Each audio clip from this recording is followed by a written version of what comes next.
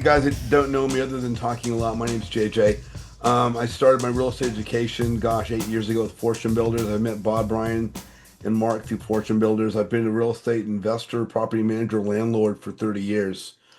Um, I'm now building a $4 million house in Hollywood Hills. I'm coordinating that with my own. I'm being the contractor. I'm dealing with 15 subs.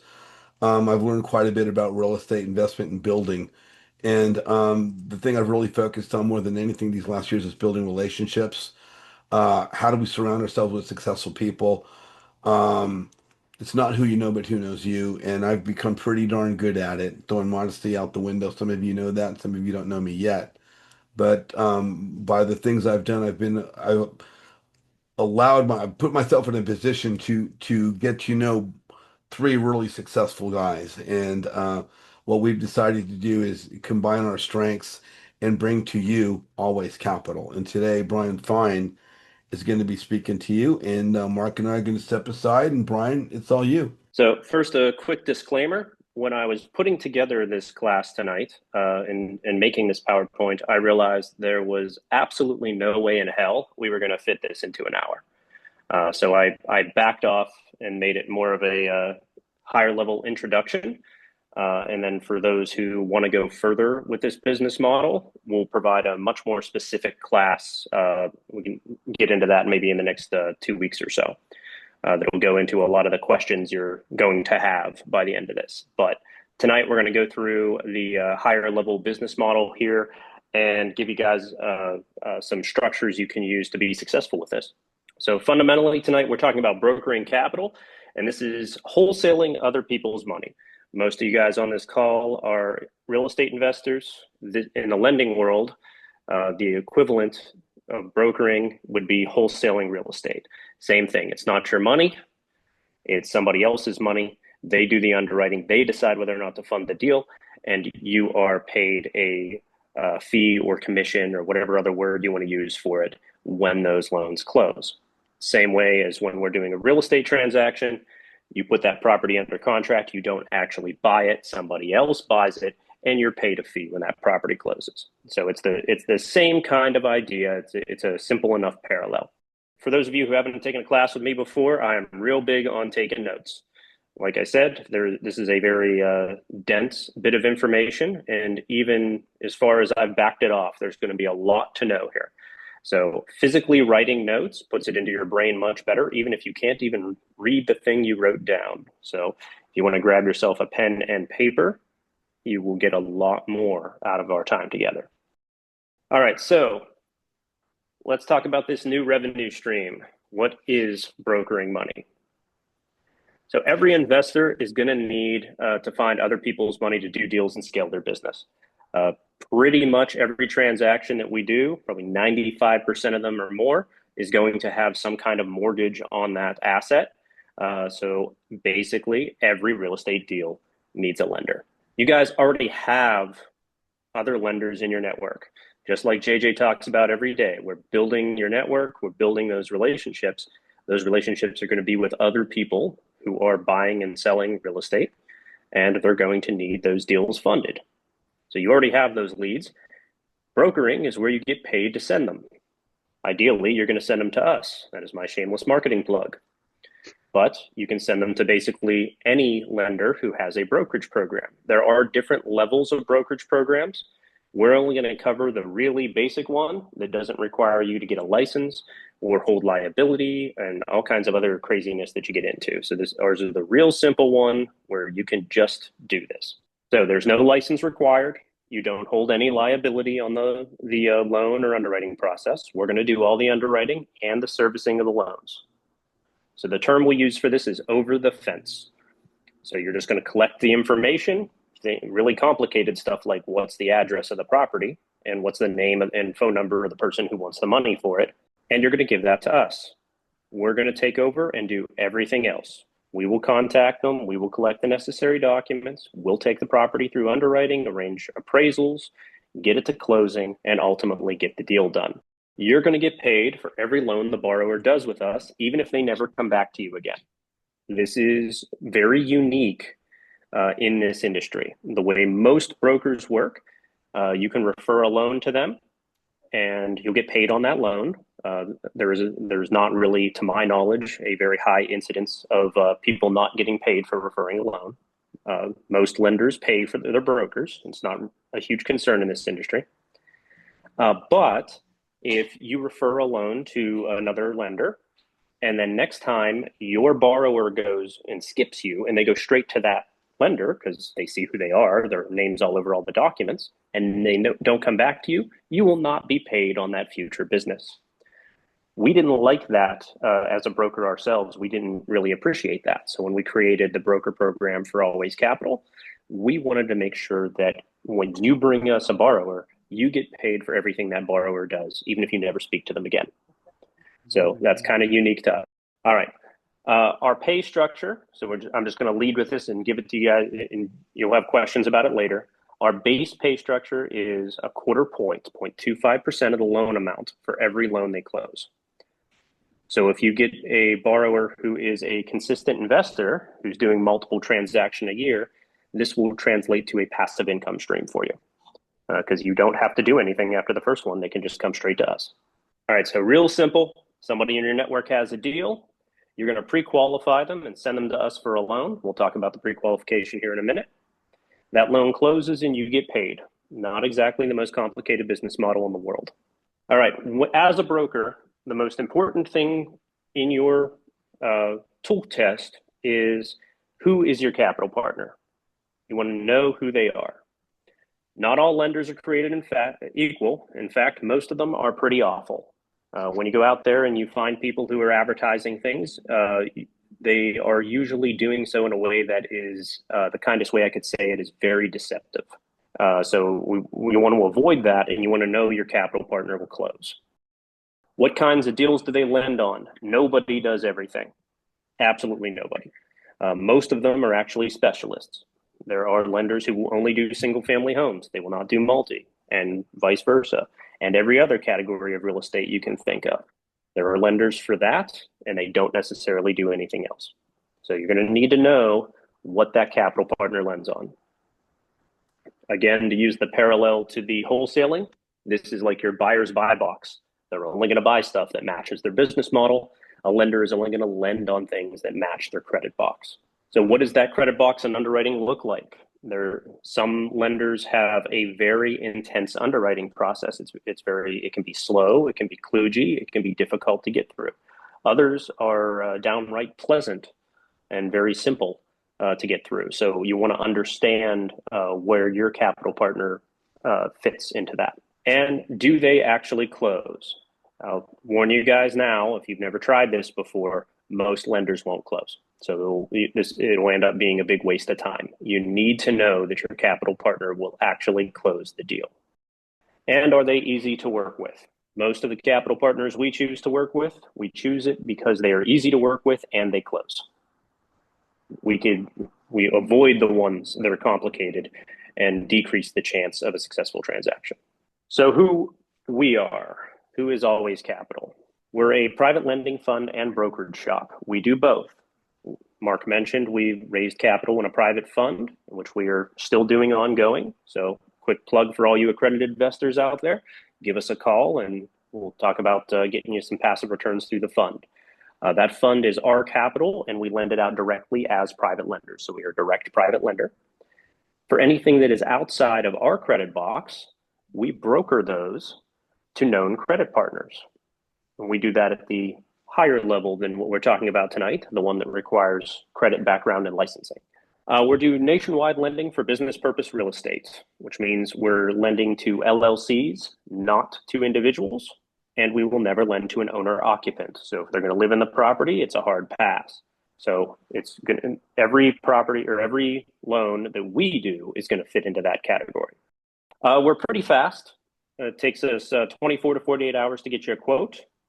And closing time, this is an honest time. When you look at the marketing that everybody does, they basically lie. They'll say they can do a 5 or 7 day close and things like that. In most cases, that's not accurate. So an accurate closing time is however long it takes the appraisal to get done, plus about 10 days. And that tends to be true in most of the United States. We are not a bank. we fund deals that banks won't touch. So we're a private money fund and hard money brokerage. So investor capital. All right, who can we lend to? This is important. If you're going to be referring people to us, you want to make sure that they're people we can actually fund so you get paid. Your biggest task as a broker is to bring us loan opportunities that can be funded. I can tell you guys that in the 50 to 100 phone calls a week that I have, most of the time, those are not transactions that are fundable. There is something wrong with them that makes it difficult. If the deal doesn't close, nobody gets paid. It just ends up being a waste of everyone's time. That's the investor's time, your time as a broker, and the lender. So we don't really want to even start the process on things that we don't think are going to work. We're going to use a simple pre-qualification system that allows you to quickly figure out if a deal is going to work or not. Make your lives very, very easy. I know a lot of you guys on this call personally. I know a lot of you are private lenders. I suggest you take this and use it in your own personal business as well. So we're going to rank borrowers A, B, C, and D. If you'd like, you can go ahead and change those letters and make them numbers or swear words or anything else that makes you happy. It's a completely internal system. And typically, we don't even discuss this with anyone outside of our business. So A, B, C, and D borrowers are based on objective borrower traits. The first and most important one for us is liquidity and assets. Do they have cash of their own, or do they have something that is worth cash that can be collateralized? Do they have experience in the type of transaction that we're doing? A rehabber doesn't necessarily know anything about buy and hold properties. A buy and hold investor in Pittsburgh doesn't know anything about being a buy and hold investor in Los Angeles. So it's like experience, same type transaction, same location, and FICO and background. We're going to be looking for a FICO score and a clean background check. So these three items are how we're going to determine our A, B, C, and D. If they have all three, they got the money, they got the experience, and they have a FICO score that is respectable, we consider them a Class A borrower, which means it is going to be easy to get them financed on whatever transaction they brought us. If they have two of the three, it doesn't matter which two, we can usually get that to work. Class B borrowers are fine. Class C borrowers get a little challenging. So now they're missing two of the pieces. It's going to be a little tougher to get them across the finish line unless the one they have is cash. If they have the money, that one's usually okay. Lacking experience and a FICO score, we can get around if you have the capital for a down payment. If that's not the thing, then it gets a little tougher. If they have none of the three, this is very difficult. As a broker, you're going to want to carefully decide whether or not this is worth moving along, or if you prefer to maybe tell them they should get a partner or something else to make the deal a little bit more palatable. Acceptable FICO, it depends. And I'm not trying to be weaselly with the answer of it depends, but it really does. You really want some 680 and above is easy across multiple capital providers, lenders, etc.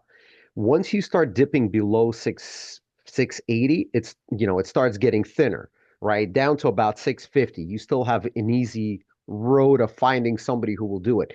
And then once it drops below 650, it starts being a very narrow and expensive band of who will lend on it. Okay? So I hope that helps.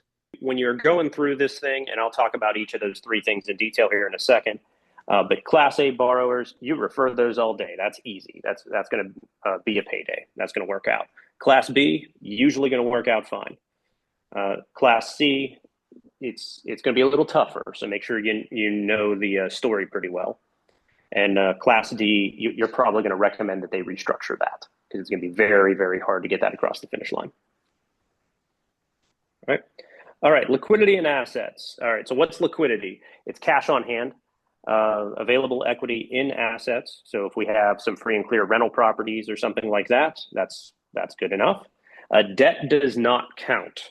So we've encountered quite a few people who do things like credit stacking and games with credit cards and similar things. None of that counts. That's a big zero in this particular metric. Retirement accounts are typically counted at 50% of their available balance, and HELOCs and similar line of credit type products are fine. Those do work. Those aren't necessarily a problem. The experience has to be within 3 years. With some capital partners, it has to be within 2. And I already mentioned this stuff, but it has to be the same asset class. So same type of property, same type of project, and it has to be in the same location. And again, you can apply a little common sense, but this is something that is really cracked down on across the entire industry. Experience does not typically translate across state lines anymore, and it even has a hard time going across county lines. So just because they're in the same general area doesn't necessarily mean that experience will count. All right, FICO and background. Ultimately, the report is more important than the score. So a low score, there's going to be a reason for it. The most common reason that is acceptable is high credit card usage. So when you're dealing with fix and flippers, they tend to live on credit cards. I certainly did for many, many years. So that's sort of the acceptable answer, high utilization. But other things that drop that score lower, those tend to be more problematic. So what's in that report matters very, very much. The score categories, Mark already touched upon this. Under 600 is basically a non-starter. That's going to be really, really low. 601 to 680 is your pretty narrow list of options. 681 to 700, we can do a bit more. And then 720 is considered moderate. And then usually over 740 is perfect. There's not much of a difference between a 740 and an 800 in lender world. For the criminal background check, we're looking for financial or mortgage fraud. We're looking for theft-based things. We don't necessarily care if they got a DUI or had a bar fight or something like that. Those things don't indicate that they don't pay back their loans or might steal. All right, the property. We don't have as many questions about the property as we do about the person, especially as a broker. You don't need to worry about this part too much because you're just going to be kicking this over to us to do the underwriting on it. What are they doing with the property? Are they fixing it and flipping it, buying it and holding it, fixing it and holding it, doing new construction, a rate and term, or a cash out refinance? All right, and we can cover what all those are another time, but that's basically every option. I guess one more I could throw in here would be a double close. That would be one more type of loan we'd do. All right, what do we need to know about the property? Its address is always nice. The exit strategy, that's what are they going to do with it? They can just declare a FICO score. They should just tell you what it is. We're going to verify it with the report as we get into underwriting. What are they buying it for if they don't already own it? If there is a construction budget, what is it? How much do they want? What is the property worth after they're done fixing it, or what is it worth today? And if it is a buy and hold, what does it rent for? Those are the things we're going to need to know in order to produce a basic quote. You can write all those down if you want, but our form on our website, when you submit the deal to us, we'll ask all these for you, so you don't need to memorize it. With rental properties, there's also taxes and insurance. Just practically speaking, guys and gals, this is a conversation that we have internally as well, right? When we look at a deal, and it's the same way you're looking at it, what is it that what is it that's being done, right? Not to overcomplicate this, checklists and everything else, and it's important. Just practically speaking, right? If somebody wants to know how much we can lend or what we're going to charge for it, there's very basic information, right? What are you doing? Are you, buying a property, fixing it up and selling it? Or are you buying it, fixing it up and refinancing it into a rental? Or are you buying it as a rental? That's really kind of the narrow scope of, if you think about it, that's all real estate investing boils down to, right? You're buying and holding, or you're buying, adding value and selling. And so in order for us to provide a quote, we need to know that information, right? So if somebody's buying a property, adding value or fixing it up and then selling it, well, okay, what's the property address? How much are they buying it for? How much are they fixing it for? How much are they selling it for? With some additional, points about credit score and experience. So that's just to keep it kind of simple. Yeah, like I said, we need to keep this very high level. There are a ton of variables that go into giving a quote. And as a broker, you're going to eventually learn most of what your capital partner offers. You'll get the idea pretty quick. but that going into those variables, things like is the property rural or not? Uh, what's the construction budget versus the as-is value and things like that are a little beyond the scope of what we could possibly fit into our time together tonight. So we'll have to add that into the next class. How do you win as a mortgage broker? This is also going to function as a short list of things not to do. So first, you got to treat this as a serious business. You're going to mention the ability to get deal financing in your networks. You guys are out there networking, building relationships, talking to people. Start saying, yeah, we can get your deals funded too if you need it, right? You can post that you're offering broker services on social media and have an actual marketing plan. You can treat the whole thing as a business and start generating leads for yourself. A thing I will mention while we're here, we all share a network. Everybody's here because you're on either JJ's list, Mark's list, my list, or Bob's list. So we all already know each other quite well. Posting about your brokering service in JJ's group is not going to get you very far. Everybody already knows, and we're there too. So it's definitely your own networks where there's not overlap is where you do this. This is a huge one. Do not claim to be a direct lender unless you actually are. Just don't do it. And when you get people out there saying, well, I only want to deal with direct lenders, not brokers, guys, they're idiots. So they're saving you a lot of time and trouble to even try to deal with them. Just move on. Don't worry about the ones who aren't going to do business with you. Don't bother posting rates or loan to values. They change too often to be accurate. And to anybody who's been doing this business any length of time, it just looks sleazy. It doesn't matter what rates you put out there or what LTVs you promise. Somebody else is going to post something that undercuts it, and it's a waste of time. Real investors just know that. You need to get a quote to find out what your situation is anyway.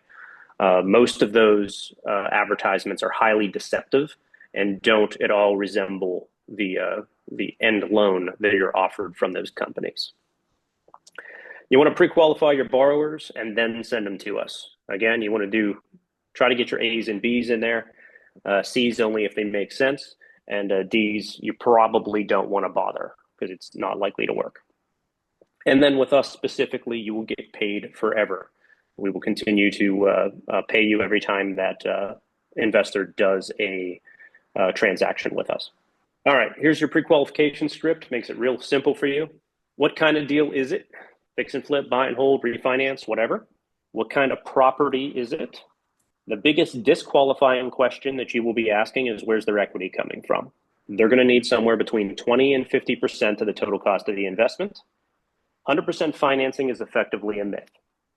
Now, I happen to know there are 3 lenders on here who do 100% financing, and even though I can't see them right now, I'm sure they're rolling their eyes.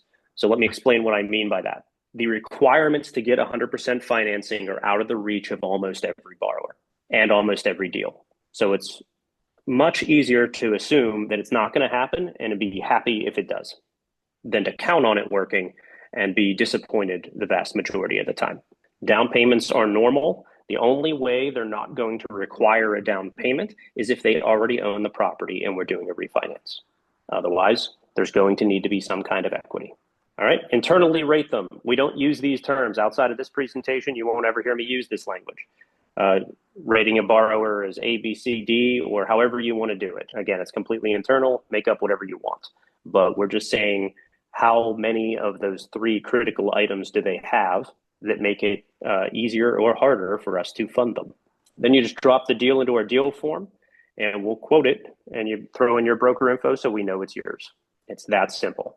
We have a code of conduct. Again, we watch this get done wrong so often that we want to make it very, very clear that this does come with rules.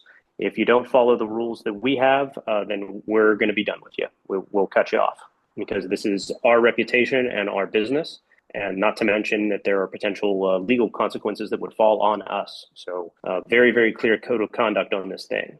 Rule number 1, do not lie or exaggerate about rates, terms, speed, or approvals. Just don't do it. False advertising is not a thing. It's not going to help you. Never say guaranteed approval. There is no such thing as guaranteed approval until the deal closes. Otherwise, not happening. Don't spam, bait and switch, or do fake testimonials. No high pressure, false scarcity nonsense. Act today, or there's no deal, or the rates go up tomorrow. Right? Don't do that. When somebody trusts you with their information, keep it private. Don't go posting people's contact info on social media or something like that. Just keep it private. Follow all your federal and state laws. This mostly has to do with the Can Spam Act. If you're sending around emails, you need to follow the rules to send around business emails and have unsubscribe links and things like that. And generally stay professional. Don't be abusive, and no discrimination. There is a thing that parallels fair housing for mortgage lending. So fundamentally, we're not allowed to discriminate based on race, religion, creed, sexual preference, familial status, and it's basically all the same stuff as is fair housing. So none of that happens. We discriminate based on income, experience, and FICO score. That is our discrimination. Violations equal, we're going to cut you off immediately, and that means you're done. We won't pay you anymore. You're out of the program, and we do decide what's a violation. So we have a vested interest in you being very successful with this, but we do have to make sure that we work very, very hard to stay, honest and ethical in this business, and we're not going to allow anyone to jeopardize that. So we're going to insist upon this code of conduct. This is a non-optional piece. It's common sense, essentially. Just be above board. One of the funny part is about exaggeration, and especially, what Brian mentioned about telling people you're a direct lender. Well, you're not a direct lender. That's all the stuff that I had to learn the hard way over the years that I've been doing this, right? Running across companies who claimed that they were, running across brokers essentially who were claiming that they were direct lenders, and in the end run, they're getting their money in the same sources that we are. Things like that. So just same thing. The idea is to, find a good deal, basically find a good lead, introduce them to us, and let us handle the hard work, basically. None of what we're doing is any of you on the call can do what we do. Okay, that's the reality. But the question just boils down to, do you want to go out there and start, getting on a plane once every month to spend a week away from your families, to make all the same connections, meet all of the same people, spend all of the money to, to establish yourself? Or do you just want to say, you know what, I've got somebody I know, and send them over? That's basically the bottom line. Yep, we make it easy. And ultimately, guys, if you want to take this business further, if you want to grow and build something similar to what Always Capital is, or maybe even something bigger than that, that's fine. We can lay out what that path looks like for you. But I can assure you, it starts by doing this. You're gonna broker a couple of loans. You're gonna start getting the idea of how this business works, what is fundable, what is not fundable, and you go from there. And you can go as far down this rabbit hole as you feel like going. All right, so if you guys would like to be a broker for Always Capital, you can just head over to alwayscapitalllc.com/broker. This is a super complicated form for your name, email address, and I think phone number, which we already have anyway if you're on this call. So it's just telling us you want to be a broker. And that will let us know that you want to be invited to the detailed class on, what are the rates and what are the LTVs and how does all that work? And we'll get into that. That's going to take at least another hour, an hour and a half. Thanks, guys. That is the prezo for tonight. So we can move on to Q&A now. So I know that Damien raised his hand a minute, some time ago. So let's start with whatever question he's got for us. Okay. Hey, thanks, guys. Yeah, my question sort of is around the direct lending thing. So I never really considered myself a direct lender, but like I have done lending to more people that close to that I know that have been in masterminds. I just created a note for my contractor, first one out of my self-directed IRA, for example. So in that case, should I just call, since it's maybe a blanket term, I should just call myself a broker, which probably will cover that, because if I call myself a direct lender and then I go brokering, it probably would look not as good, right? Is that that kind of what you're So saying? Or here's the way we say it. It's basically this is the fault of certain gurus from stage. This is all their fault, and we just have to deal with their nonsense. They will teach that you should go directly to a direct lender and you should not go through a broker. And so for certain people, there's a stigma, and they will come out and they will advertise like, hey, I'm looking for a loan for this situation. Direct lenders only, no brokers.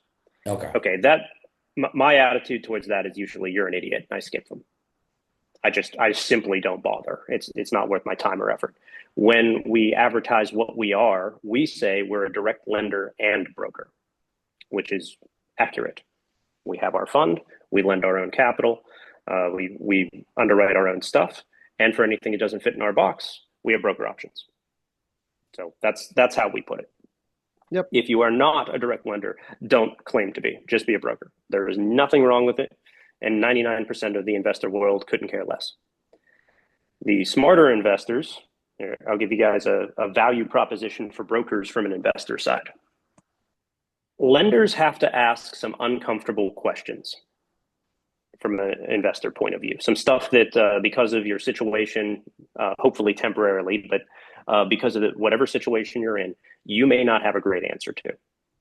And so the attitude that most investors take is, don't ask, don't tell. If the lender does not ask the question, we don't volunteer the information. That is definitely the way that we've done it for many, many years. If you lie to a lender, that's mortgage fraud. So if they ask the question and you do not tell the truth, you've just jumped the shark. You're done. You've done a real bad. And in all the loan documents, you'll see that if they ever find out about it, they can call the loan due immediately, and you might face criminal charges. This is orange jumpsuit stuff, not pay a fine stuff. If you deal with a broker, they're not your lender. And so if you have to figure out how to explain something that you otherwise wouldn't want to, the broker is a really nice buffer. Oh, that's such a great gem right there. Right? It's Yeah. you're not going to successfully deceive a lender. Not a good one anyway. They know all the questions to ask. But if they have to ask an uncomfortable question, the broker is going to be better at framing the answer than you are. It gives you this degree of separation and makes it more likely you're going to get funded. Another little myth for everybody, going to a direct lender is cheaper. Bullshit. The origination fees are exactly the same. The giant capital partners charge the same amount. They just pocket the cash difference instead. There's no advantage. It's just who does the work. So being a broker, zero shame. Wear it as a badge of honor. It's good stuff. I have no problems. Mark, Okay, anything you want sounds to add to good. that? Thanks for that. Those gems. Yeah, I think I'm just gonna just call myself a broker. That's what Yeah. makes sense, because I've only lent to like friends and close friends and my contractor and stuff anyway. So, Yep. okay, all right. Thanks for that question. A lot of value. Just Appreciate it. listen, Sure. in the end run, just lay out exactly what you're doing for the person you're talking to. Hey, I've got people that I can, that can fund your deal. Why don't I make the introduction? Period. You don't have to go into it. And if they ask, well, are you getting paid? Yeah, I'm going to get paid. Okay. It's funny. When I started, it bothered me to tell people that I was a broker. It was like, oh, what are they going to think? But then doing this more and more, it got very interesting because, as Brian mentioned in the beginning of the call, lending companies have specific boxes of products they offer. So what happens when you go to a direct lender, right? You go online. I mean, again, nothing we're discussing today is so secret. You can type in hard money into Google and you're going to get a list of companies that do different stuff, right? But now you have to know which company offers which product. Something that we've had to by now already learn organically. So we have kind of a curated list of, okay, this company will do this product, this company will do this product. We actually go to conferences and trade shows to find the missing pieces that we can't find sometimes, right? And then on top of it, the challenge becomes, well, okay, like Brian mentioned, you find all those companies. But which one of those companies is a tire kicker where they're constantly asking you for more information without actually closing the loan versus the one that actually just hammers at closing loans, Mm. right? So that is what's an unknown, right? And that's the part that you're helping remove by being a broker, by being a connector. I see the comments in the chat section right now. It's, call yourself whatever you want. In the end run, just be upfront. It's something that I ran into with someone when I was looking to get into this, where I started getting into it, right? I was lending my own money and I started running out, so I needed to figure out solutions. And so I went online, did exactly what I'm telling you guys, right? Started typing in hard money and I started calling companies. And it was really funny that some people were representing themselves as direct. And now I know exactly where their money is coming from. And it's not. And it's the same thing as us, white labeled, not white labeled. In the end run, the money's not coming from, on some deals, the money's not coming from our pocket. Some deals it is. So just, but, and this is the key. This is the part that I think investors and borrowers need to understand also. In the end run, money's money. All it comes down to is the terms that come with that money, the cost of it and the terms. So in the end run, regardless of where you're getting it, through a broker, not through a broker, there's a cost to the money and there's the terms. If through a broker, you're actually getting it cheaper because that broker has a connection to someone that's actually cheaper and can provide higher leverage than someone else, what difference does it make? In the end run, it's about being able to close the deal. And by the way, when someone asks for a direct lender and they can't find the solution that they need because they can't find the direct lender that does it versus talking to a broker who goes, I know exactly who you need to talk to. Yeah. What's that worth? Oh yeah, worth Yep. everything, especially if you're on a deadline to close. Yeah. Yep. Most of the people who say I need a direct lender, that's investor speak for my deal sucks and nobody will fund it. So I need somebody that so I don't consider it a loss. We just ignore them. Okay. Yeah, There thank you you. Specific situation, I guess, or whether it falls into one of the classifications you outlined there, maybe refinance. Somebody has already purchased outright in cash, needs Mhm. renovation funds. Okay. Does that fit? I mean, Yes. okay, Yeah. plan would be it kind of a fix and hold refinance after. Sure. There's a loan, there's the different loan options. Essentially, potentially some of the money from the purchase would come back out, and then there would be a full rental budget on top of it. So yeah, absolutely. Just throw it into the deal form or send us an email, whatever it is, and we'll give a quote for it. I'd like to kind of review the material, but if I signed up for this on the link, Yep. would I be able to like review some of this material? And I just Oh want yeah. Yeah, there's it's gonna not be a a commitment, right? yeah, there's gonna be a whole media kit. We'll give you everything you need. So you'll get a copy of that PowerPoint presentation. So, Okay. And Yep. it's not a commitment for me until I decide that it's a good fit. Is that correct? So yeah, I want to there's point out something. There's no commitment whatsoever with us. yeah, that's true. You're not exclusive. You're not committed. You're not tied to anything. It's very simple. You send the borrower to us and they close the deal, you get paid. Period.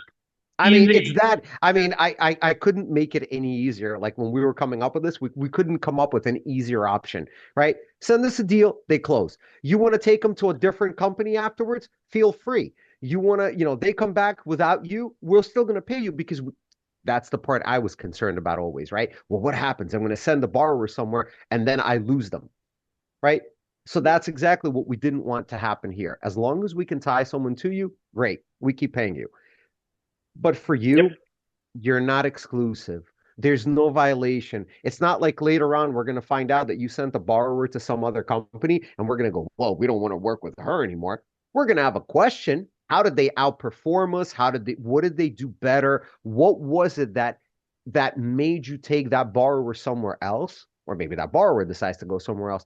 But outside of that, no harm, no foul. It's okay. We're all, adults here. Yep. It's Okay. it's And then very non-committal. okay. And then would we have something similar to the workshop that we did? I mean, would we have some time where we're going to be spending in the classes then, or? Yeah, yeah. Well, we're definitely giving. I will be giving multiple direct, probably Zoom calls on how to do this, so you can get better and better and better at it. Okay. Okay. So. Yep. Thank you guys. Question from Robert: do we do portfolio loans? Absolutely. We do. Just there is a nuance there. So not that So okay, portfolio loans and the nuance I'm going to mention, it's not about whether we do them or don't do them. The nuance is about portfolio loans in general. So the benefit of portfolio loans is a savings on the initial fee, right? Like legal and underwriting fee that lenders will typically charge. That's the benefit. If you're doing 2 or 3 properties, in my opinion, a portfolio becomes more and more difficult. The more properties in a portfolio, because you're still doing an appraisal on every property. You're still doing the underwriting on every property. You're still collecting leases and everything else on all of the properties individually. So the only thing that happens is afterwards, you now have to essentially herd all of these cats into a single loan that has to close at the exact same time with all of these considerations. So the nuance I mentioned is not about whether we do them or not. It's purely to investors when I have a conversation about should you do a portfolio or not, is the juice worth the squeeze, right? When one of our good clients, when she was doing a portfolio of 21 properties, yeah, it's a significant savings, right? But on the other hand, when it's 3 or 4, maybe it's not worth the headache. So that's the answer. But yes, we do. Yeah, so this is actually going off of what Travis was asking. So it made me ask this question. And so there's a lot of people that are doing these like novations with renovations, right? And so the homeowner already owns the house, right? They might not be the perfect fit for like an investor loan, right? Because they probably have zero experience. I'm actually doing something with somebody right now where like this person's convinced that the ARV is 300,000 and I keep telling them it's 250 and they're getting offers based on the 70% rule at a 250 ARV. But I said that they were my contractor talked to them and they were interested in investing and I talked to them more about it. I had them join a RIA and everything like that. And I said, maybe, this will work where I'm not going to buy it from you. I'm just going to lend it. So in this case, she has a loan that's like 60 grand in her name, right? And it was her grandmother's house, but it's always been in her name, right? There's no probate or anything. Now, in this case, would you lend lend just the construction funds on this?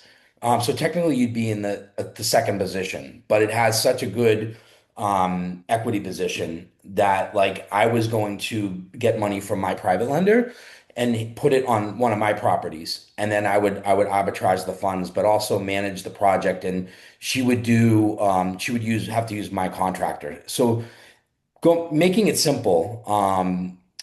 Some of these people that are doing the novations with the renovations, right? It's staying in the homeowner's name and they're coming in and renovating it and sharing the profit with the homeowner. Like, is that something you would lend on, like just for construction costs? And, possibly would you consider putting that on an experienced operator or slash deal maker No, property no. instead of the actual principal property? I guess is my question. So, okay. So novation in general, no, because essentially in a novation, you potentially have the existing mortgage, you have the current owner, etc. Yep. But on the other hand, if there's, and this is the free and clear asset, right? If you've got a free and clear property elsewhere that we can essentially see, we don't cross collateralize. Essentially, we can just cash out that property. You get the money. What you do with it is your business. Okay. So that's kind of the easier and simpler, right? So you've got a rental that's worth just rough numbers, guys, right? You've got a rental that's worth 100 grand, right? And it's free and clear. And on the other hand, you've got this novation that you want to do with whatever party that you want to do it with. So the novation we're not going to touch because that's different owner. It's not the same thing. But on the other hand, the rental that you can cash out for whatever $50,000 to $75,000 that you simply cash out, and now you have your 50 to 75,000 to do whatever you want with it. Oh, okay. That's Yeah, it. that makes sense. Simple. One other question, as far as like cashing out and being in free and clear, like I don't have any that are free and clear, but like I have one that's like 60 grand and I have another that's like 70 grand. Would you say if all I needed was 30 grand, that's crazy that I'm asking that. I just answered my own question in my head. But thanks, guys. Sure. All right. Sure thing. Victoria has had her hand up for a little while here. Is there a prepaid pre-penalty fee on any of the loans?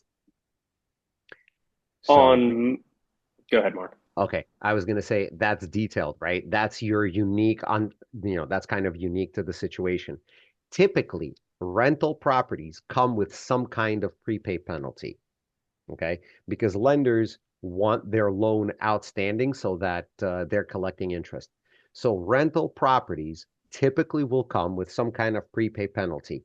Now, there are some exceptions. This is why, we provide a quote. For example, states like Pennsylvania wrote in, they changed their rules. So essentially 1 and 2 unit properties under a certain value, you pretty much cannot charge a prepay penalty on it, even if it's for investment purposes. So now you end up with a slightly higher interest rate, or you end up with points right up front instead of being able to roll it in. Different lenders will have different capital providers will have different options for what you can do with that prepay penalty, whether you can pay it down and reduce it, whether you have options for a 5-year, a 3-year, or whatever. So that's where the quote comes in and a conversation about what you're and your fix and flip loans, the short-term stuff, pretty much never has a prepayment penalty. You could pay it back a week after you take the loan and it's fine. Okay. And then as far as the terms that you mentioned, so there are lenders out there that will do for 3 years, 5 years. 3-year, 5-year what? Like prepay penalty on rentals? No, Yeah. like terms, like number of years terms. Like how far would a lender loan on? Most of the DSCR rental loans you will get today are a 30-year fixed. On commercial stuff, they're 20 or 25 year. So with a 15-year balloon. So that's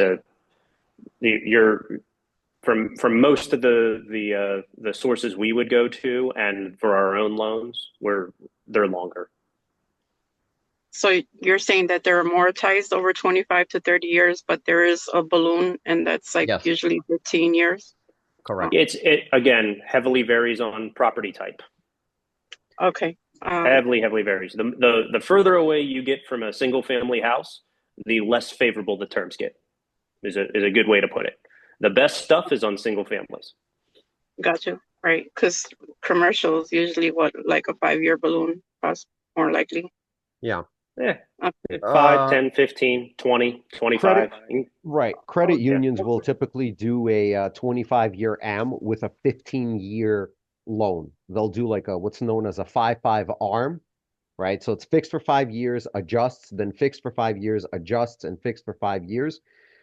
So the term of the loan is 15 years, but the amortization schedule they're calculating the payments on is 25 years.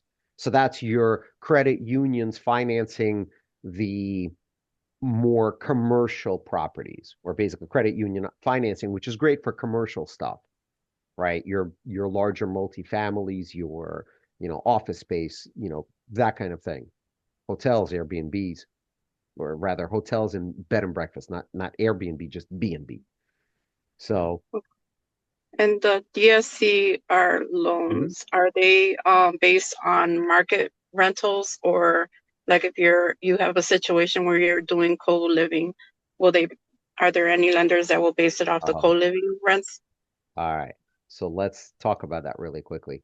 Co-living, most lenders won't even touch that. This is so when I mentioned earlier on the call that we are out there at conferences looking for capital solutions for certain scenarios, etc. Yeah, co-living rooming houses, co-living is tough. Nobody really wants to deal with it. So I don't really have a good answer for you about I don't even have anybody to take it to. I had a borrower asking me to cash out, they have $2 million worth of properties they were trying to borrow 50% on, and I had no option for them. So will you In guys be co-living. expanding like I'm sorry? will by any chance are you continuously expanding your lenders? I mean, and Correct. your Correct. options? Yes, We are. we are. We are. That's the point, right? That's the beauty of being a broker. I'm not tied to one company or what my boss tells me this is what we're lending and you're stuck with it. That's the beauty of being a broker, right? You can keep looking. But I'm telling you that so far, I have not found a solution for co-living. By the way, to all of you folks on the call, feel free to email or text us and say, hey, I've got this option. I will be more than grateful, for it. The attitude tends to be specifically with co-living that it is highly, highly problematic. There's a lot of inherent issues with it. There's a lot of legal issues with it. There's a lot of risks with it. So most lenders are avoiding.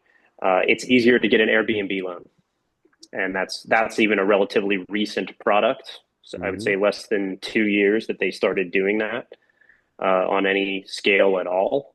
And so you're talking 7-8 years to get this far.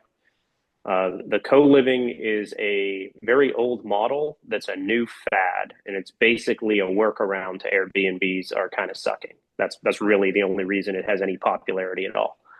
But from a legal standpoint, it has a lot of issues, and it's very, very dangerous for a lender to be on those transactions. So most of them are just avoiding it like the plague because it's not worth the trouble. Okay, and then sorry, stop me when you guys want to go to somebody else, but I just had a couple more questions. Go ahead, because everybody's learning off of your questions as well. So go for it. Oh, okay, perfect. So are there any Pacific markets that you won't touch? At the moment, Philadelphia, New York City. Oh, go ahead, Mark. Well, hold on. Sorry. I'll give you the broad answer. The the markets we won't touch is what our capital providers won't touch. No, yeah, I That's understand the that. But easiest answer. Okay, so since there's a variety, then there's someone out there that will touch a market Correct. possibly, right? Okay, Correct. got Correct. you. Okay. So Yep. I wanted to give that broad disclaimer. Now, we can tell you, and this is what Brian was gonna head to, a lot of lenders are shying away now because of dirty dealings from places like Baltimore, like Philadelphia, because nobody's stupid. And when you see concentrations of fraudulent deals, okay, we're not talking about oops or the market dipped. We're talking about concerted fraud efforts. Lenders will shy away from some places. And for our fund, we just flat out copy that. As soon as they give us the detail that they lost $500 million in a zip code, we're out. I don't even need to. I don't even need to know more than the headline to not invest there anytime soon. Correct. There are also a few states in the United States that nobody does. Vermont is a good example. There is no private lending in institutional in Vermont. Nobody does it. Their foreclosure laws don't work in essence, so everybody stays out, and nobody in that state cares because I don't even know if they have more than 10 houses. So there are a few places like that, but it's pretty unlikely you're going to encounter it.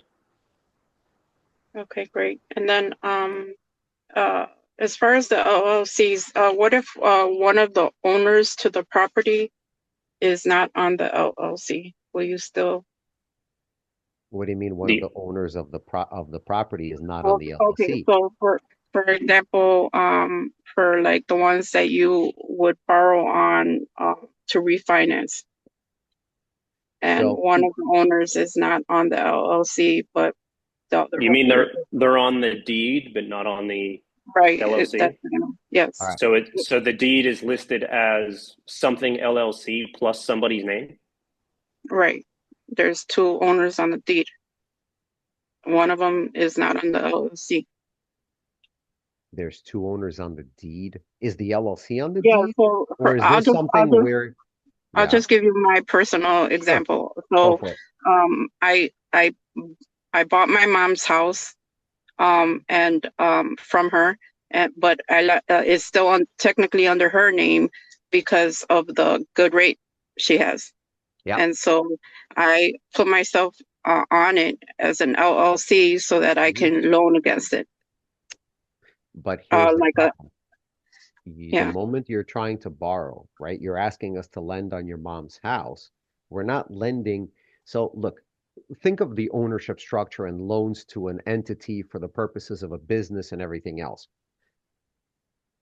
Typically, just let's make it normal. You have a property that's owned by someone. And for business purposes, what all of us as investors do for asset and liability protection is we have the property owned by our company. Okay. So Okay. we don't actually lend to the people. The people in the LLC are the guarantors, but the loan itself is to the LLC secured by the real estate that that LLC owns. Okay. So what you're describing, if your mother still has the mortgage from someone else on this property that's now in an LLC, right? If you try to borrow from us for it, essentially we are completely paying off that existing mortgage and dropping a completely new mortgage into place. And the way that that mortgage would work, that loan would work, is the LLC owns the property. The LLC has members in that LLC, right? So you, your mom, your dad, your cousin, whoever it is, right, is the member of the LLC. So the loan is to the LLC and you guys are guarantors. Okay, so there's no way to keep the rate, is what I'm saying. There's no way to do a HELOC loan That or you would go anything you like would that. go to Oh, you would go to a correct. conventional bank for that that Yep. does owner occupancy stuff. Yep. You're Okay. not dealing with business Or purpose just financing. correct. Okay. So then it would be on her personal to get that HELOC and whatnot because the Yep. mortgage is still under her name. I got it. And then Correct. if I were to get involved and want anything under my business, I would essentially have to refinance her out, basically is what you're saying. Correct. And And hmm get you as the yeah, or the lender as the first lien and the and whole and mortgage. Okay, and taken care of. if she's occupying the property, that she basically has to stop occupying No, the Uh, property. she So doesn't. Well, go ahead. So Small caveat there about owner occupancy. There are lenders. So, for example, when you have a multi-family building, let's say 3 or 4 units, there are lenders who will allow a hard money loan, essentially, an investment loan with an owner still occupying one of the units. That is workable, actually. Okay. So okay, that's just well to, that to let no, you that's guys great know. So, because mhm. okay, because that one particular she doesn't live in, so I wasn't worried about that if that was a situation, and that would make more sense to your point because that's a single family that isn't a multi-unit. But Mhm. I do have another 3-unit mixed-use building, Mhm. uh, where I do occupy one of the units. So you do have lenders that will do Mhm. that. Yeah. Okay, perfect. Yep. Might end up being a credit union, but still, there are options. By any chance, are credit unions rates lower usually? Yes. So credit unions are similar to banks. And so for anybody on here that doesn't know, credit unions are a great option. So banks and credit unions and everything else and lenders in general, think of it as tools. Okay, very specific tools for very specific purposes. Banks love owner occupied stuff, right? They want you living in the house that you own, you're paying their mortgage, you've got a job, you've got your income. That's their world. The moment you step out of that world into, let's say, renovating a property, that's when your hard money companies step in and all of the private lenders, right? The higher risk takers step in because it's unknown, right? Now you're dealing with the asset, what you're going to do with it, and that world. Now, credit unions are an interesting mix. Credit unions will lend to LLCs. They will do all of this weird out of the box stuff. They don't necessarily do renovation loans. It's not their expertise. They don't want to hold, do escrows. They don't want to deal with inspections of work being completed. So that's not really their world. But they offer similar terms to banks for long-term hold stuff, right? The rental properties, except they lend to LLCs, but they do the same full doc underwriting as banks do. So they're this weird mix of hard money lending with bank underwriting. So they'll do it. Rates are low. Right now, credit union rates are about 6.75 to 7.25. They'll go up to 75 to 80% of the value of the property, right? So they're a great option. Just it's full doc underwriting, 3 years of taxes, bank statements, W-2s, all that good stuff. So in exchange, if you didn't have those docs or whatever for any reason, then going with another non-institutional lender would more likely be a higher rate then, right? It's Yes. higher risk. Yes. Yep. That's the trade-off, right? So again, and that's the trade-off that Brian talks about a lot too, right? Something has to give somewhere. I had this call with so look, I handle a lot of these calls as well, or calls with investors who are already borrowers and clients of ours, and so they come to me with scenarios. And I had this call with the other day with a borrower who basically said, "Okay, I need a close before the end of the year, but I need I'm buying a 9-unit property." I said, "Okay, that's fine." So I said, "Do you have 40% down?" He's like, "No, I'm trying to do as little as possible out of pocket." I said, "Great. I've got an option for you. It's going to be 10% from you, 75% from the company, 15% seller second." He's like, "Great. How fast are they going to close?" I said, "It's going to be appraisal plus 5 business days. So you can expect that it's going to take 30 to 45 days. "No, but I need to close by the end of the year." I said, "Okay, but do you have 40% down?" He's like, "No, I don't have 40% down. I want to bring as little as possible." I'm like, "Okay, something has to give somewhere, right?" I said, "Okay, you have a different option." I said, "Not a problem. You want 90%, you want 100% of the purchase price?" I said, "That's available." He goes, "Where?" I said, "You're going to have to go to your friends and family." He's like, "Well, where am I supposed to find friends and family with $1 million for this property?" I said, "And that's where it breaks." So the options are available, right? It's just something has to break somewhere, right? Either you have your private people who can do it, or you have the hard money company that does it, or you have the bank and credit union that does it, and it all changes the terms, right? Something has to give somewhere. Either price has to give, speed has to give, leverage has to give. Gotcha. Just like, And then, sorry, go ahead. No, I was going to say, I hope this helps. No, yeah, you're extremely helpful right now. And like you're answering a lot of things that I had questions for a long time and confused about. And you notice how Robert. you notice how Mark is saying he's not giving you an exact interest rate or an exact LTV. He's always giving you a range. Right. Because until we have the specific information and can do a direct quote on today's market, we don't actually know. We can only ballpark it. That's why I suggest to you guys, to be successful as brokers, don't advertise rates. Because all you're going to do, because you're going to, if you go that route, you have to put out the best rate. And only the Class A borrower with a Class A property is going to get that rate. It's only and there's also the flex of pre-existing relationship with the particular lender that they're going to as well, right? You can imagine that you're somebody who's coming for the first time to any lender and they're asking them for terms. Well, the lender doesn't know them. There's no pre-existing relationship, so they're like, "Okay, here's what we can do." But now imagine the same exact scenario, and it's somebody who has massive experience and has done a massive number of loans with the same exact lender. 30 times they've shown that they're able to actually borrow and repay them. Now there's a conversation about what else can you do for me, right? Just as a practical kind of example. And what about the loan to value, right? So wouldn't that be based off like credit score too, or the whole package? It's based off of a lot of stuff. Right. So that can also change, right? So, yes. I mean, as well as rates, everything all matters around the whole package of everything, I'm sure. Correct. Rates are largely market driven. They don't really fluctuate nearly as much as people think. We've shown that before.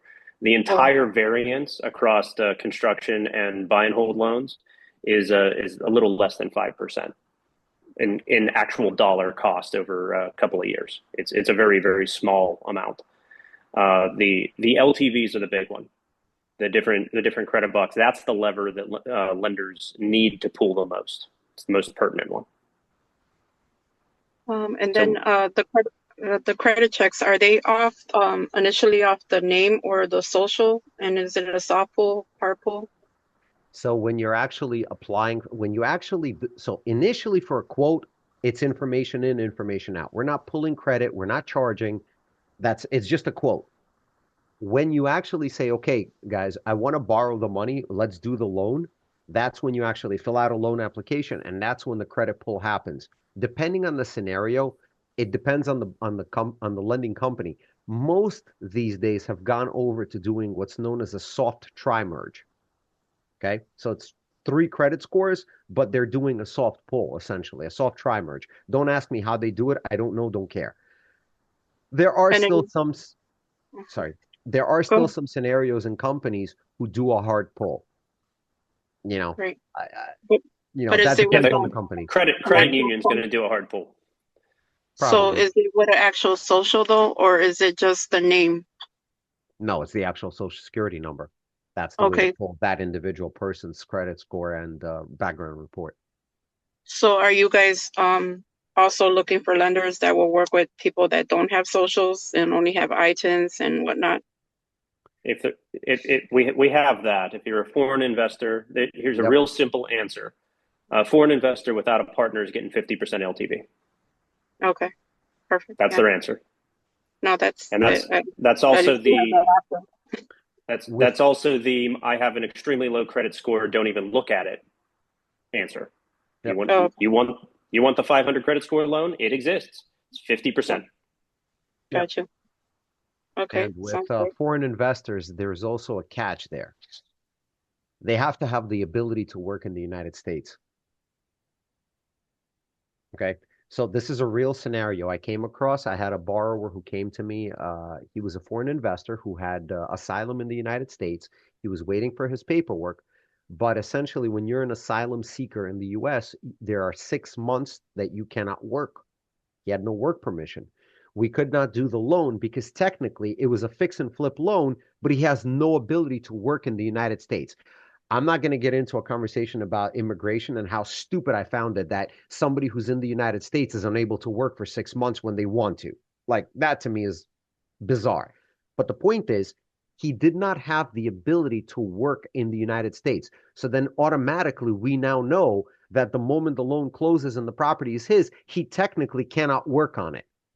Who's going to run the project? Right? So there is that catch. So while, yes, we can deal with foreign investors, and as Brian said, just it's a question of reducing leverages, there is also the question of, well, the nuance and intricacy of, okay, you're doing a flip, does the person have the right to work in the United States? For most foreigners, when we get into these really complicated things that effectively would drop you'd go from an A to a B to a C or maybe a D, we generally recommend restructuring, which usually means getting a partner who doesn't have those issues. It's the easiest answer. Okay, and then would you base it on both the partner and so you'll look at the whole package on both criterias on each person? Yep. And then determine. Okay, perfect. And then how long do you have to have an LLC for? Like, do you require? That's irrelevant. No, that could be created as you're working on the deal itself. Yeah. Okay. 5 minutes at the closing table. Okay, perfect. And then how long on a property? How long, owner or on deed of a property? Is there a number of months, like 3 months, 6 months? How long you're the owner of the property? No. Yeah, like how long the LLC is on the property, on deed. No, it doesn't matter.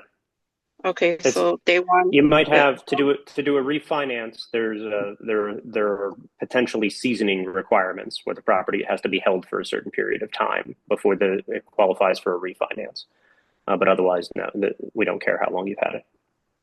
So But here's what the would that be nuance. for Hold the on, hold on, refi? hold on, hold on, hold Oh, on. Here's the nuance, though. Again, see, this is why Brian said to shove all of this into one call is tough. The nuance is this. If you're the owner of the property and you've owned it, but you've owned it in your personal name, now you want to refinance, and at the time of the refinance, you want to drop it into an LLC, that's fine. There's no seasoning for that. But if, on the other hand, you bought the property 2 months ago and now you're trying to refinance it, that's when seasoning kicks in. Make sense? and yeah, that does make sense. And then, because at the time of closing, everything could be done at that time, right? Yep, Typically, but if you're I've had that. already invested or in there, what would that usually be? Would that be the 3 months, the 6 months requirement? Do you have any idea? Yeah. So if a property has a lien on it already, typically 3 months is enough. And Okay. again, it really depends on this. Look, I hate to keep saying this, that it depends on the scenario, but it does. If we're talking about a fix and flip property that you bought and you added, you renovated it, or you bought a rental property and you bought it with a lien on, with like a loan from somebody else, 3 months is enough of seasoning to be able to cash, to do a refi on it. On the other hand, you bought it with cash, there's no loan, it's going to be a 6 month seasoning requirement to be able to do a cash out and treat it based on that new value, right? The whatever the as is. And then you go with an asset like a mixed use property or a commercial strip center, right? Where now we have to, hard money's not going to touch it. This is where we're going to the credit union. Well, now we're into the banking world, right? Credit union and banking world where their seasoning requirements start extending out to 6 months to a year. And again, you have to ask the simple, see, all of this stuff, like when you look at the guidelines and rules, initially you're just thinking, oh, they're just being difficult. It's just the lender being difficult. Until you start finding out why, and suddenly you go, well, oh my God, it makes total sense. Why do people want seasoning? Well, if you bought a property today for 100,000 and now 2 months later you're trying to refinance it and you're claiming that it's worth 300, how did you increase the value by that $200,000? They're not suckers. They don't want to cash out something that's not worth it. So the question becomes, well, how did you add value? How did you increase the value so much that you're now being able to refinance it out? The answer that I did $150,000 worth of renovation is a perfectly valid answer. But to say, well, I bought the property and then 2 months later it's worth so much more because locally a Walmart opened up. So what? Right? Is an example. So that's where the questions come up, and that's why different companies have different seasoning requirements for what they're doing. So I don't. That's why I'm not trying to weasel out again. Well, here's the range of rates, here's the range of loans, here's the range of everything, but it is a range depending on the scenario. And Unless that's you could why provide the prompts, right? That it actually is more value. You just happen to buy it for way cheap. it And won't then matter. It won't matter with a lender with a seasoning requirement. They won't care. Essentially, oh, 6 months is how long it takes for an appraisal to expire, and you can get a new one. Is okay. really what it comes down to. And it varies. There are lenders who will do it at 0 months and they don't care. There are lenders at 3, 6, and 12. It's going to depend very much on the scenario. There's a ton of variables in that. All right. Thank you guys. And then what about transactional funding? Do you guys do that? Do you have? Yep. Mm-hmm. Okay. It's the world's easiest loan. That's different from a double closing, correct? That's like that's exactly what it is. That's it's a double transactional funding for a double close. That's what I thought. Okay. Mm-hmm. All right. So somebody told me it was two different things. Okay. But I don't know. Two different words for the same thing. Yeah, I guess, right. All right. Thank you guys so much. I appreciate You're welcome. Sure. Mark, what's the name of the thing we use to check the status of a property, rural or not? CFPB's CFPB. I'll drop it into the link, or I'll drop it into our conversation. For a while, the tool didn't work, actually. You had to change the year from 2024 to 2023 to have it work, but I just dropped it into the links. Yeah, It's so there you on the go. CFPB. There you go, LaDonna. It's a binary. It either is rural or it is not rural based on what that says. That's how everybody does it. Now, you asked, is it harder to get approval on rural property? It's not about the approval. Not every lender will do them, period. Some lenders are very binary on that. If it hits rural, they're done. Some will do them. They'll just decrease leverages or increase interest rate. They'll just change terms. Yep. So overall, they're more difficult to do in terms of getting the loan you want, but they can totally get done. Land is a tough one to land on, period. Not a lot of companies will do it, period. Now, typically what ends up with land is lenders will do the land if you're going to build on it. So they'll do a piece of the purchase of the land as long as you're planning to build immediately. Most of the time, people don't just, most of the time, lenders won't do just raw land and let you hold it, right? Because a lender, again, think about it from a perspective of what you're doing, right? Or what the lender's thinking. If you buy land, there's no income coming in. There's no value add that you're doing it. So it's just straight, land. How are they getting paid back short of you selling it? Right?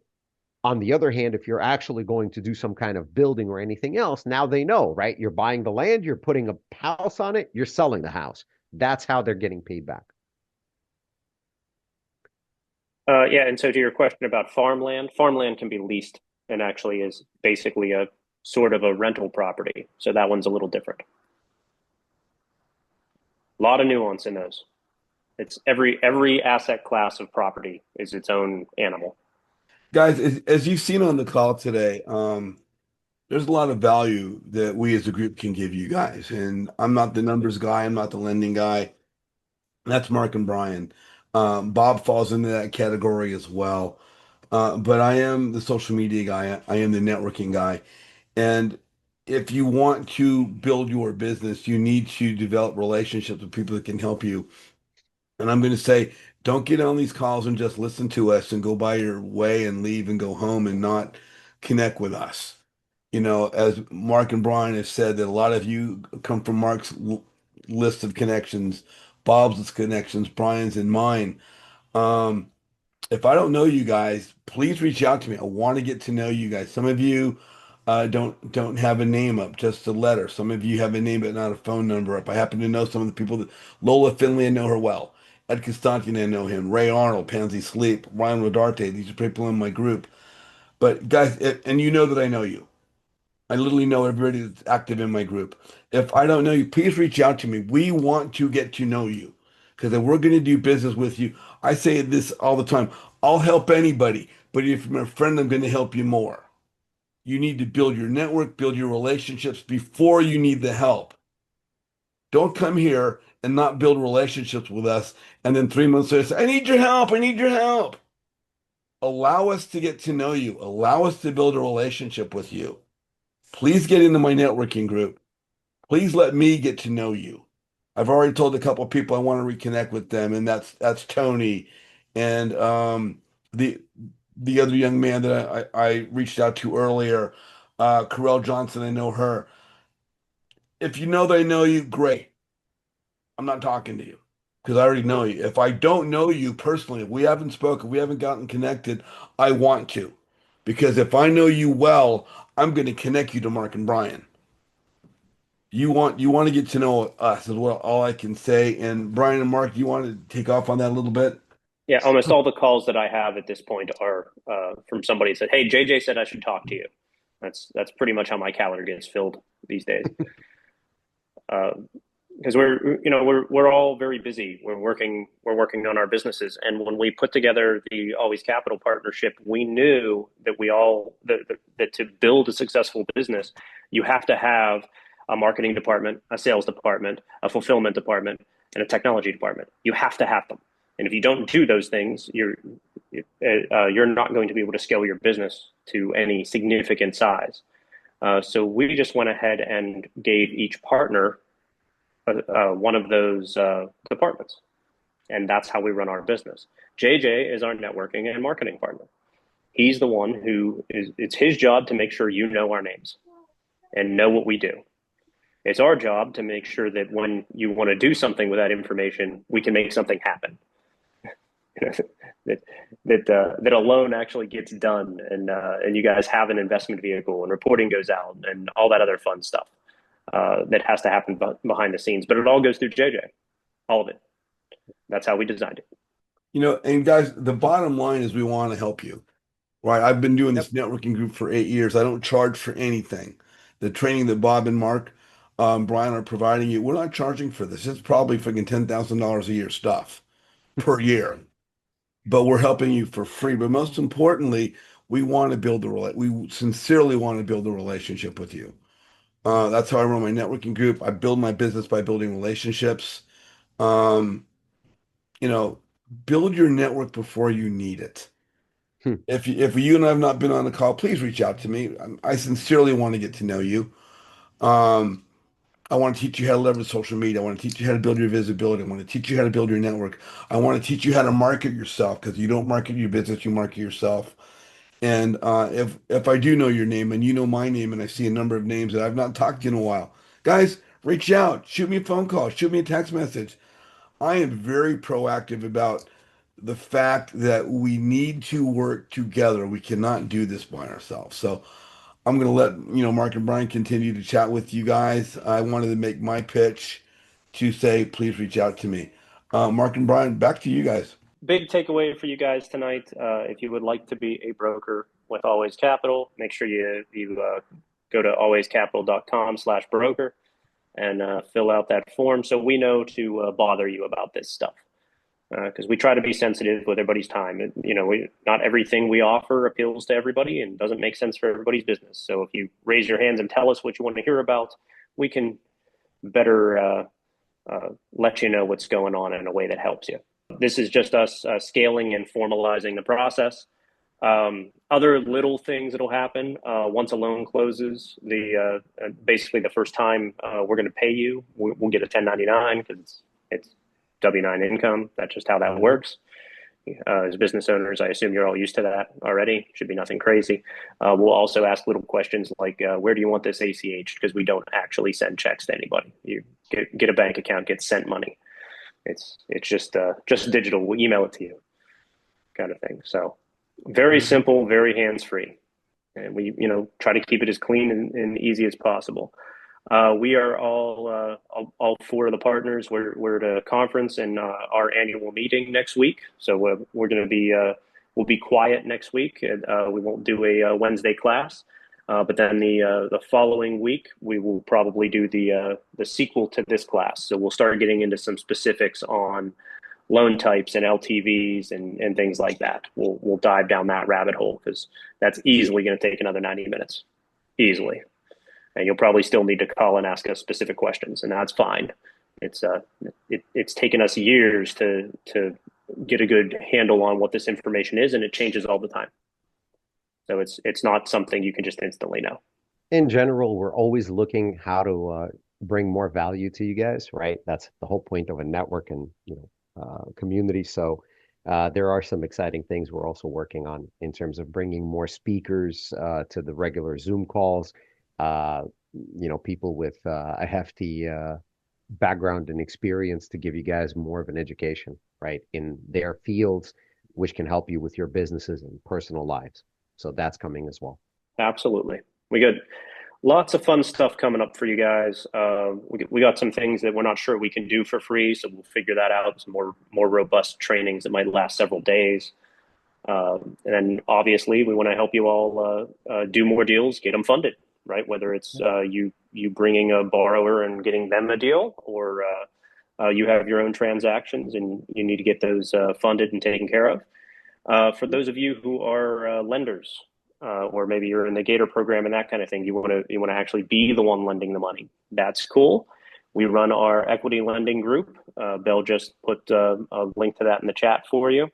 That's we strictly educate on there because the last thing we want to hear is a private lender losing money. We do not like that story. It's a very small pool and we don't appreciate anybody pissing in it. Guys, this is a private Facebook group. If you want to jump into this group, contact me. I will get you into this group. This is a private group. It's not open to the public. Pretty much got to come through me. I will get you in here. When you get in here, you will be participating in calls with Mark and Brian. We've been doing these on Wednesday at this time slot for those classes. This particular one, because we open this one to everybody, will end up on the YouTube channel. But normally those classes are just they show up live, and you take notes on them, and they're done. We're not sharing those anywhere else. So lots of good information on underwriting and how to structure deals and all kinds of fun stuff about how to make money in this business and not lose it. That second part's actually more important. Yep. So that's what we cover in Equity Lending Done Safely. We also have and are working on a little preview for January.